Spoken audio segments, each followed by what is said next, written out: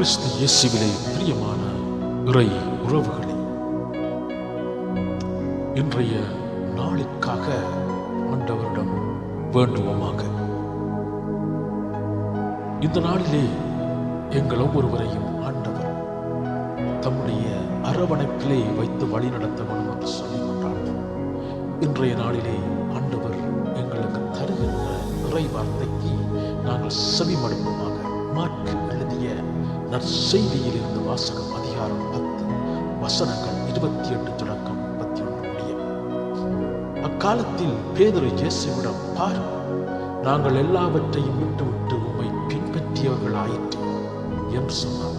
அதற்கு இயேசு, உறுதியாக உங்களுக்கு சொல்லுகிறேன், என் பொருட்டும் நற்செய்தியின் பொருட்டும் வீடுகளையும் சகோதரர்களையும் சகோதரிகளையும் தாயையும் தந்தையையும் பிள்ளைகளையும் நிலப்புலங்களையும் விட்டுவிட்ட எவரும் இம்மையில் 100 மடங்காக வீடுகளையும் சகோதரர்களையும் சகோதரிகளையும் தாயையும் நிலப்புலங்களையும் இவற்றோடு கூட இன்னல்களையும் மறுமையில் நிலை வாழ்வையும் பெறாமல் போகார்.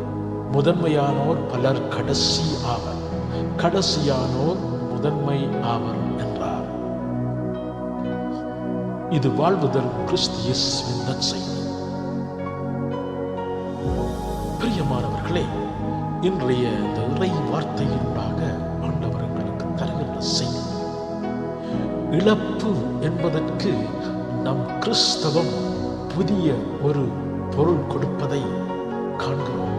பொதுவாக விட்டு விடுதல், இழத்தல் என்பது நம்மில் ஒரு வெற்றிடம் ஏற்படுவதாக பொருள் கொள்கிறோம்.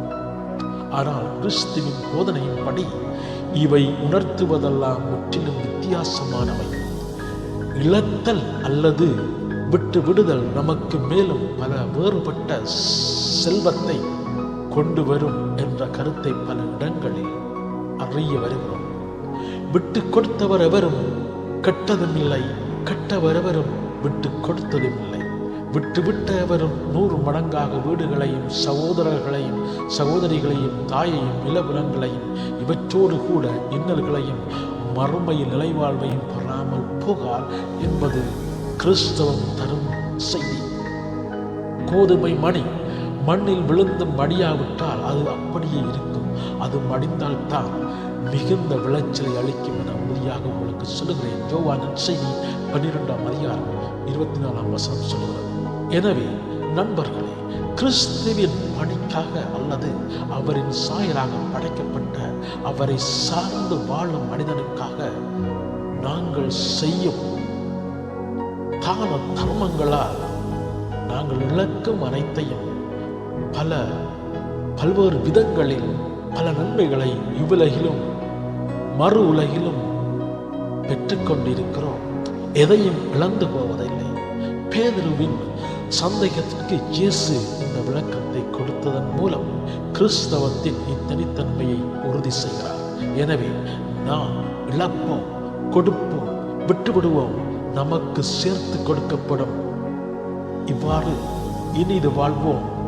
பிரியமானவர்களே, இந்த வார்த்தையினூடாக எங்களுடைய வாழ்க்கையிலே இந்த வார்த்தையை நாங்கள் எங்களுடைய வாழ்க்கையிலே இருத்தி நாங்கள் அதன்படி வாழ இறைவனும்